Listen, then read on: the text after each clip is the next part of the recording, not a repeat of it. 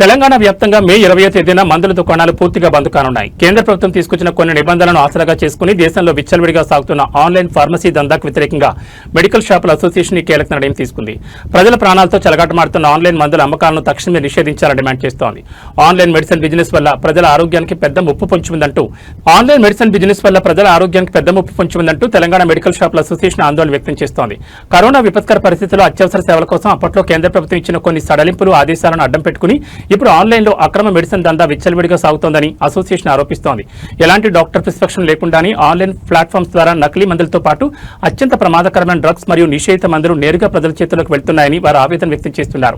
నిపుణుల పర్యవేక్షణ లేని ఈ ఆన్లైన్ సేవల వల్ల ప్రజల ప్రాణాలు ప్రమాదంలో పడుతున్నాయని తక్షణమే ఈ ఫార్మసీ విధానానికి కేంద్ర ప్రభుత్వం పులి స్టాప్ పెట్టాలని డిమాండ్ చేస్తున్నారు. ఈ అక్రమ దందాను అరికట్టడంలో కేంద్ర ప్రభుత్వం నిమ్మకు నీరెత్తినట్లు వ్యవహరిస్తోందని మండిపడుతూ నిరసనగా మే 20న రాష్ట్ర వ్యాప్తంగా ఉన్న అన్ని మెడికల్ షాపులను మూసివేయాలని అసోసియేషన్ పిలుపునిచ్చింది. రోగులకు ఇబ్బంది కలగకుండా అత్యవసర సేవలు మినహా సాధారణ మందుల అమ్మకాలను ఆ రోజు పూర్తిగా నిలిపివేయనున్నారు. ఈ నెల మే 20వ తారీఖున ఆల్ ఇండియాలో జాతీయ స్థాయిలో మెడికల్ షాపులు బంద్ నిర్వహించబోతున్నాం. కోవిడ్ సమయంలో ఇచ్చిన అత్యవసర పరిస్థితుల దృష్ట్యా జీవోలు ఆన్లైన్లో పంపించే విధంగా సెంట్రల్ గవర్నమెంట్ జీవోలు ఇష్యూ చేసింది. 817E అని 220E అని. వీటి వల్ల డీప్ డిస్కౌంట్స్ ఎక్కువైపోయి స్పోరియస్ డ్రగ్స్ మార్కెట్లో విచ్చలవిడిగా అందుబాటులో వస్తున్నాయి. వీటి ప్రభావం మెడికల్ షాప్ల వల్ల నైతికత మీద దెబ్బపడుతుంది. మా జీవనోపాధి పోతుంది.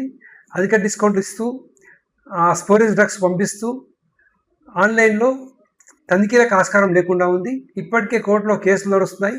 ఈ జీవో అనేది తుదిరూపు దాల్చలేదు. అయినా కూడా సాకు పెట్టుకొని ఆన్లైన్ ఫార్మసీలు నడిపిస్తున్నారు. దీనికి ఆన్లైన్ ఫార్మసీకి వ్యతిరేకంగా ఈ చట్ట వ్యతిరేక కార్యక్రమాలకు వ్యతిరేకంగా మేము ప్రజల ఆరోగ్య దృష్ట్యా ప్రజలకి ఏదైతే ఆన్లైన్లో యాంటీబయాటిక్స్ కానీ హ్యాబిట్ ఫార్మింగ్